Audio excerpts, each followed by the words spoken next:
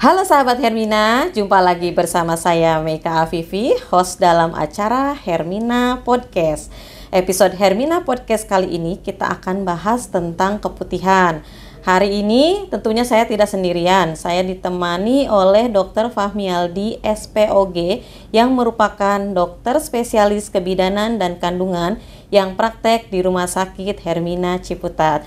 Halo Dr. Fahmi. Halo Mbak Meka. Ya, halo sahabat Hermina. Iya.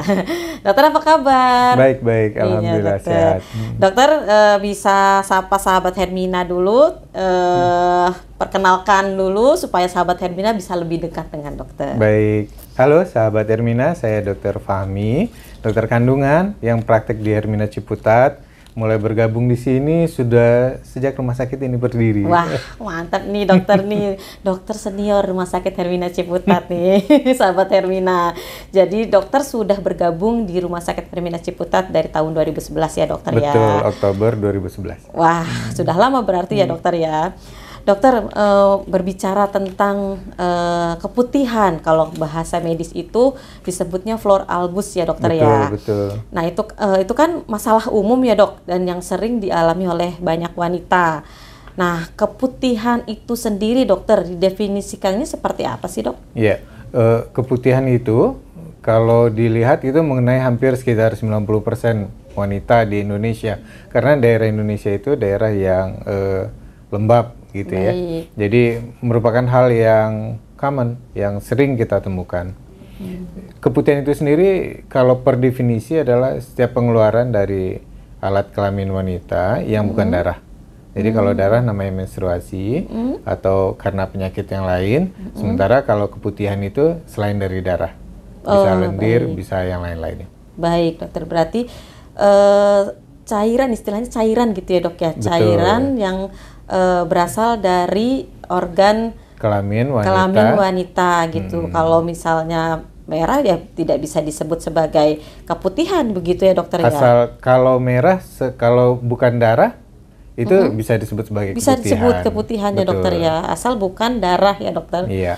Oke, itu dari definisi gitu ya, arti keputihan itu sendiri seperti itu ya dokter. Betul. Nah lalu untuk tanda dan gejalanya itu seperti apa sih dok? Ya, keputihan biasanya dikeluhkan kalau sudah menimbulkan gejala. Baik. Menimbulkan gejala. Biasanya gejalanya muncul karena jumlah produksi cairan yang berlebih. Nah, baik. Jumlah cairan yang berlebih itu ya bisa menimbulkan keluhan. Kalau dia keputihan itu sebelumnya ya, keputihan itu ada yang fisiologis, ada yang patologis gitu. Yang fisiologis itu artinya yang normal, yang ditemukan. Biasanya ditemukan saat mau menstruasi, setelah menstruasi, saat masa subur, dan karena iritasi dari misalnya dia pasang IUD, itu bisa digolongkan sebagai fisiologis. Okay. Kalau yang patologisnya biasanya disebabkan oleh peradangan. Baik. Peradangan bisa juga karena ada tumor, misalnya ada polip, ada ya yang paling sering itu karena adanya kanker mulut rahim salah satunya. Salah satunya itu ya dok ya. Betul. Kalau yang ekstrimnya seperti itu mungkin ya dok ya. Iya, keputihan yang paling ekstrim itu ya berbau, warnanya kadang udah nggak menentu. Itu biasanya kita curigai sebagai suatu keganasan. Oh baik dokter, itu sebetulnya tanda dan gejala yang perlu sahabat Hermina ketahui ya. Tadi sedikit sudah dijelaskan oleh dokter Fahmi. Nanti kita akan kupas tuntas tentang keputihan lebih banyak ya dokter. Nah dokter, hal yang sering ditanyakan pasien juga nih dokter, apa saja penyebab dari keputihan itu? Iya, penyebab keputihan itu kalau yang paling sering itu karena adanya infeksi. Infeksi biasanya berasal dari jamur. Jamur itu dipicu oleh satu daya tahan yang kurang bagus biasanya. Jadi sebenarnya di daerah kemaluan itu ada keseimbangan mikroorganisme dan itu terganggu ketika misalnya lagi kecapean atau lagi sakit atau ya karena emang terjadi ketidakseimbangan. Seperti itu. Gitu. Jadi sebetulnya kalau kita daya tahan tubuhnya sedang bagus, itu tidak biasanya jarang ya dok Iya. ya. Tapi kalau kita daya tahan tubuhnya sedang tidak bagus itu pasti bisa akan muncul ya dokter ya. muncul keluhan. Muncul keluhan. Betul. Oh begitu. Jadi tidak hanya keluhan yang lain, bahkan keluhan di bagian organ intim juga berpengaruh ya dokter ya. Terpengaruh oleh kondisi keadaan begitu. tubuh gitu. Oh jadi nyambung ya dok ya. Jadi ya kadang dia nggak berdiri sendiri juga. Jadi ada faktor pencetus ya dokter. Betul. Ya. Oke dokter. Lalu tindakan pencegahannya nih dok, yang dapat dilakukan untuk mencegah keputihan, itu seperti apa dok? Ya, yang pertama tentu meningkatkan daya tahan sebagai dasar utama. Kemudian perilaku itu gimana maksudnya? Ya misalnya saat kita cebok, cuci kemaluan, sebaiknya disarankan pakai air yang mengalir. Misalnya di tempat umum ada wadah air yang penampung untuk cebok, ada air keran, kita lebih memilih air keran seperti itu. Oh, begitu, kalau bisa ya, itu airnya mengalir. Jadi kalau air keran yang sudah ditampung, itu ada kemungkinan dia sudah menjadi media untuk kuman, bakteri dan lain sebagainya. Ya.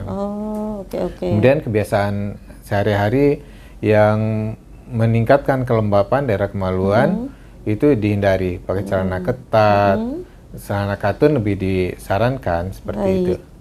Dan ya yang paling yang menjadi banyak pertanyaan dan banyak pendapat, cuci vaginal itu bagus nggak untuk Nah, itu sebenarnya kalau dari sisi mikroorganismenya itu tidak disarankan kalau tidak ada keluhan. Oh begitu ya dokter ya. Ya saya pernah dengar sih dok, itu cuci vagina seperti itu tuh. Itu tidak disarankan ya dok ya? Tidak disarankan kalau tidak ada keluhan. Kalau tidak ada keluhan. Betul. Namun jika ada keluhan itu ya untuk membersihkan, kemudian diberikan pengobatan. Oh begitu. Yang terbaik itu yang alami. Artinya pendekatannya dengan pemakaian probiotik gitu probiotik ya. Itu dok. Okay. Jadi kesetaraan, keseimbangan mikroorganisme itu yang dijaga. Gitu ya, yang harus dijaga ya dok. Betul. Dokter, mohon maaf nih, kalau saya ulang lagi, berarti jika di kamar mandi atau misalnya di toilet itu ada air yang sudah ditampung dengan air yang mengalir, lebih baik pakai air yang mengalir ya dokter? Betul.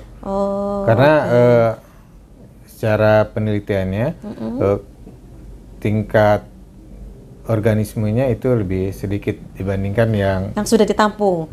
Iya kan, karena suka lihat ya di toilet umum itu kan ada yang ember gitu kan ya dok ya. Betul, pemakaiannya kita nggak tahu apa itu dia dok. Orang lain makainya sesuai prosedur atau tidak. Betul dokter. Jadi lebih baik kita pakai air yang mengalir saja gitu ya dokter ya. Itu akan lebih baik. Akan lebih baik. Nah, sahabat Hermina, sudah ada nih clue-nya, bukan clue sebetulnya, tipsnya dari Dokter Fahmi ya. Jika menemukan air di kamar mandi itu yang sudah ditampung, pilihlah yang mengalir ya dokter ya, seperti itu ya dok ya. Karena untuk mengurangi dan mencegah terjadinya keluhan keputihan.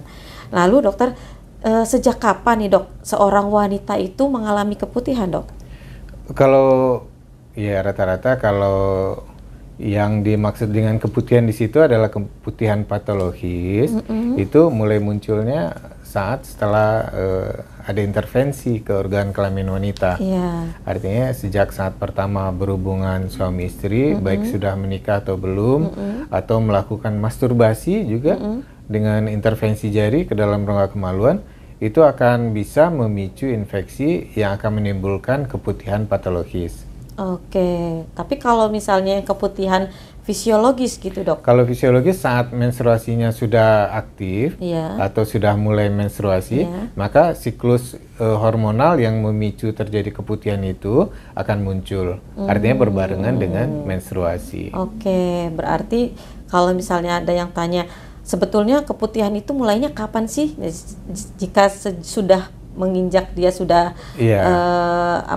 menstruasi begitu ya dokter? Sudah ada pengaruh hormonal terhadap organ kelamin wanitanya, maka sekret vaginal, sekret dari mulut rahim itu akan mulai. Akan mulai di situ ya Ya. dokter ya. Oke. Berarti sudah terjawab nih sahabat Hermina ya. Kalau misalnya bertanya kapan sih mulai keputihan gitu, dikeluhkan, dirasakan, ya, gitu. Seperti itu ya dokter ya. Dokter, pertanyaan terakhir nih dokter, sepertinya tadi sudah dijelaskan juga sedikit oleh dokter. Bagaimana sih dok membedakan keputihan normal dengan abnormal? Iya, kalau secara simpelnya semua produksi berlebih dari organ kelamin wanita berbentuk cairan selain darah yang tidak menimbulkan keluhan itu dianggap normal. Keluhannya apa aja? Satu, gatal. Apakah ada gatal atau tidak? Yang kedua, ada perubahan bau nggak? Iya. Misalnya berbau amis atau berbau busuk. Atau keluhan yang ketiga yang kita ada perubahan warna atau tidak. Oke. Kalau jawabannya tidak, itu kemungkinan normal. Normal ya dok. Artinya itu hanya pengaruh hormonal atau siklus hormonal aja Siklus, yang mempengaruhinya.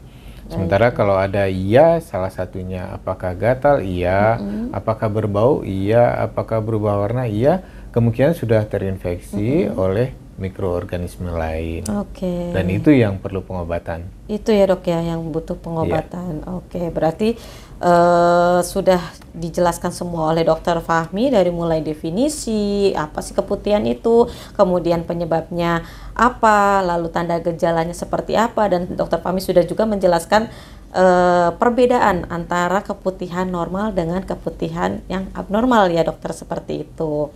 Oke, baik, sudah tiba di penghujung acara nih dokter. Sharing ilmunya sangat bermanfaat sekali buat kami dan buat sahabat Hermina tentunya. Saksikan terus podcast Hermina untuk mendapatkan informasi kesehatan lainnya. Sampai jumpa dan selamat siang. Terima kasih dokter Fahmi sama-sama, terima untuk kasih. sharingnya.